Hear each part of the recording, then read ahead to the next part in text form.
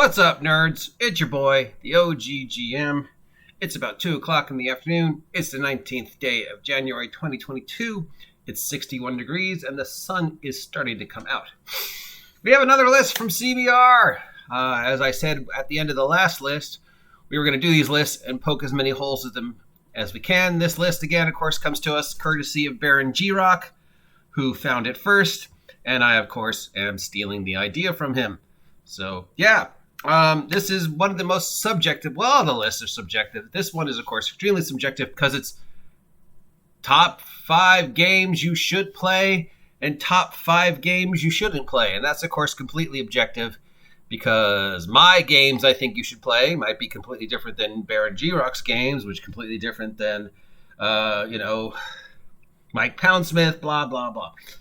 So I don't think it's fair for anybody to tell you, oh, there's a game you should play other than Dungeons and Dragons. You should experiment with and learn about as many games as possible and understand the vast, rich culture of the tabletop role-playing game hobby world, that there are other games besides Dungeons and Dragons. There are games being played all over the world for the past 45 years that aren't D&D, and some of them are amazing games, and some of them are crap. So, yeah, this is completely subjective. I think there's only one game that will be on every list that you should not play, and that, of course, is the worst role-playing game of all time, Fatal. So, let's take a look at what these idiots think is the games you should and shouldn't play other than D&D. This comes to us from CBR, comes to us from June of last year, and here we go. Number 10, you should play Pathfinder, first edition. Yeah, that's sort of come and gone. I mean, Pathfinder was what it was because of when it was. It is a very specific series of events that led to Pathfinder being what it was and when it was and why it kicked, D&D off the table. There was a short period of time where Pathfinder was the number one selling, number one played role-playing game in the world, beat D&D for 3, 4, 5 years. Nobody was playing D&D, but that was because of 4th edition and just other things. So if you're playing 3.5 D&D and wanted to progress to a slightly better, more crunchy, more streamlined, yet more crunchy version of D&D, Pathfinder First Edition would be the most logical choice. If you've ever read Pathfinder First Edition, it is basically what Dungeons and Dragons 4th Edition should have been. It is the most logical successor to 3.5, but that was then. Now we have Pathfinder 2nd Edition, and that's a completely different beast. Pathfinder 2nd Edition has a lot of good ideas in it. The ideas are better in Starfinder than they are in Pathfinder 2nd Edition. If I was going to recommend a current Paizo game, I would definitely recommend Starfinder over Pathfinder 2nd Edition. The ideas are great. It's just the way they are implemented, it's a bloody mess, and Paizo doesn't seem to be doing anything to fix it, which is why Paizo sales are down and why Pathfinder 2nd Edition was not a worthy competition to 5e. But if you were there when 4e came out and you were playing 3.5, you were probably like me and just went over to Pathfinder. Now, today, should you play Pathfinder if you're not happy with 5e? You should probably play Pathfinder 1st Edition. I don't think you would want to play Pathfinder 2nd Edition because, if anything, it's as bad or worse than 5e. And if you're upset and uncomfortable with 5e, you're definitely going to be upset and uncomfortable with Pathfinder 2nd Edition. So, yeah, the only reason I would recommend it is if you wanted to have a D&D crunchy game that was a lot like D&D game 2 editions ago. Yeah, I wouldn't put that on my list anymore. I mean, again, it's a very specific moment in time game. You should not play Ars Magica, the single greatest fantasy game ever written, inspired the movie Dragon Slayer. You should play this one. If you can find a copy of Ars Magica, it is a beautiful game. The magic system is rich and dense. It's wonderful. If you've ever read or seen the movie Dragon Slayer, that is Arshmazika, the movie. It is never sold well because, yes, it is very dense. It is very complicated, but it is a beautiful game, and the magic system is amazing. It's considered one of, if not the best fantasy games. So I disagree with that one. Should you play Call of Cthulhu? Yes, you should play Call of Cthulhu. There is a reason why it is the second most popular role-playing game in the world other than D&D. And technically, if you take D&D population as just basically America and compare it to the rest of the world, Call of Cthulhu is the most popular role-playing game, the number one selling role-playing game everywhere but America. But America buys D&D, just like, so yeah, it sells more in America, and that's where the numbers are counted. But yeah, Call of Cthulhu, unbelievable. I mean, just constantly whenever I look at Call of Cthulhu, it seems overly complicated at first, but then you look at it again, and it's like, wow, this is a really good game. Wow, I could really use this game for almost any genre. This really is a very unique, complex, yet simple system. And yeah, I mean, I've said this over and over and over again. There are many people throughout the industry who consider Call of Cthulhu's system, not the setting, but the system as one of, if not the best role-playing game system ever written. Call of Cthulhu itself, it's a great game. Obviously, there's certain aspects to it that could be turning off to people. Lovecraftian horror isn't for everybody. The idea that your character could go batshit wonkos, in the first adventure is not for everybody. It doesn't, I can understand why some people are turned off by Call of Cthulhu. But yeah, it's a great game. It's a great setting. It applies to any time period. That's the reason why. And the system that powers Call of Cthulhu, that percentile-based system, one of, if not the best role-playing game system ever written. So that one I totally agree with. Number 7, should not play Fatal. Yes, absolutely. You should not play Fatal. You should never even discuss Fatal. It is the single worst, most disgusting, most inappropriate role-playing game ever made. No more words to be said. Should play Starfinder. Yes, not because it's D&D in space, so it is D&D in space, because it's a good system. Starfinder is what Pathfinder 2nd Edition should have been. It has really great ideas that could really be hacked into other things. The Starfinder world is fun. It's D&D in space. It's Spelljammer done better. But the character creation and the rules are a much better example of how Pathfinder should have evolved than Pathfinder 2nd Edition. If I wanted you to play a game that was like, oh, here's the next step, playing Pathfinder, then let's just play Starfinder, but convert it to fantasy, because the ideas are great, the setting is great. I love the whole Glorian thing. So if you've played Pathfinder and you come over to Starfinder, and that whole main story point of what happened to Glorian and where did the planet go and why does nobody remember it, and then just the hints that, well, it blew up because of a bunch of player characters. So yeah, Starfinder's great. Definitely agree with that. Should not play GURPS. Ouch! Ouch! As somebody who helped write and create GURPS, ouch! Should not play it now? Again, GURPS is very time period and time specific. GURPS kicked D&D to the curb. I mean, there was a 3 to 5 year gap where nobody was playing D&D. Everybody had switched to GURPS. D&D was not the number one selling game anymore. It was GURPS. GURPS was huge. It was a paradigm shifter. GURPS was the first of the games that came out at that point in time that broke the glass ceiling. You put it in the same thing with Cyberpunk, Vampire the Masquerade, and Rifts as games that broke the glass ceiling, shifted the paradigm, introduced gaming to dozens of individuals who might not have otherwise come to the game. GURPS was huge. It was important. And it was a great system until it stopped being a great system.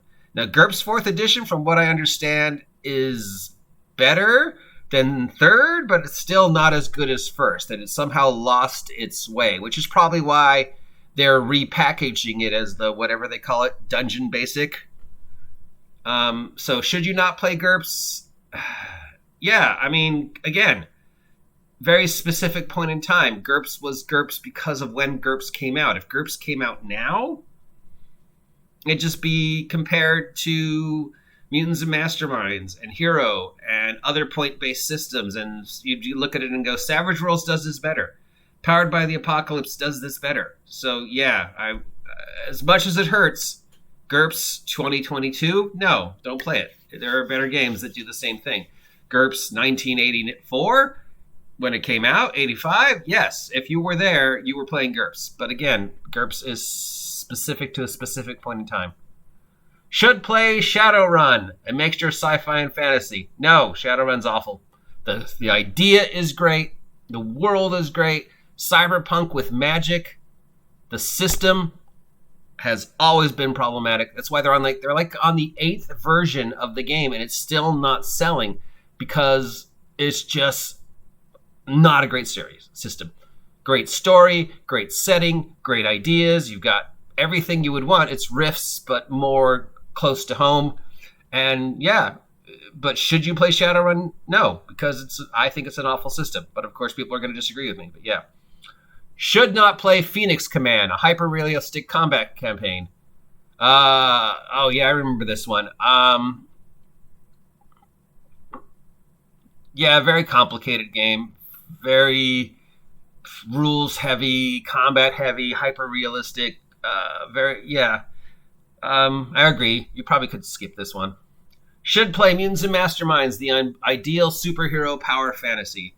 Mutants and Masters 3rd edition is great. It's considered probably in the top 10 of role-playing games that are superhero games. Are there better superhero games? Absolutely. But if you want a game that is evolved and knew what it was doing wrong the first time around and then fixed itself, Mutants Masters 3rd edition, if you want to play superheroes, is good, but there are better. And Mutants and Masterminds is crunchy and sort of counterproductive when you first read it. You really have to read it over and over again and really have to have an understanding of that type of system, the build point system. So it's not for everybody. There are other superhero games I'd recommend over Mutants or Masterminds. Should not play Rollmaster, definitely a product of its time. Especially, yeah. I don't really know why this is on there. It was just, it was an overcomplicated version of D&D that was sort of... Rollmaster never made sense. You never knew if it was like an expansion, add-on to existing game, or its own game. And then they made Middle-earth role-playing, which was a favorite by many, and, a great Middle-earth game. But Rollmaster itself...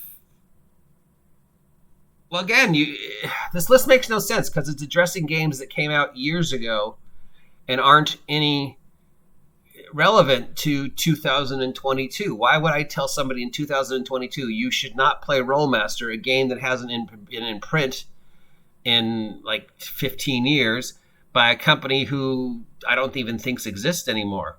It wouldn't even come up in a conversation unless we were like looking at a vast collection of old used games like we have at Cess Games Anime here in Ventura, and somebody went, oh hey, of all my choices I want to play this game and I've never played before. And I'd be like, why would you want to play a game that's like 20 years old and has no relevance to anything now and would be counterproductive to you because you weren't there then? So yeah, most of this list makes absolutely no sense because it's referencing things that don't exist anymore. What about the top 5 games I should play now that are relevant now? And the top 5 games I should not play that are relevant now. Fatal, you should never play, but Fatal is not relevant to now other than its point in history as the worst role-playing game ever made. It's not in print. You're never going to find a copy of it, and you're never going to find anybody who wants to play it, and it's not going to come up in conversations except with people like myself who are tabletop role-playing game amateur historians.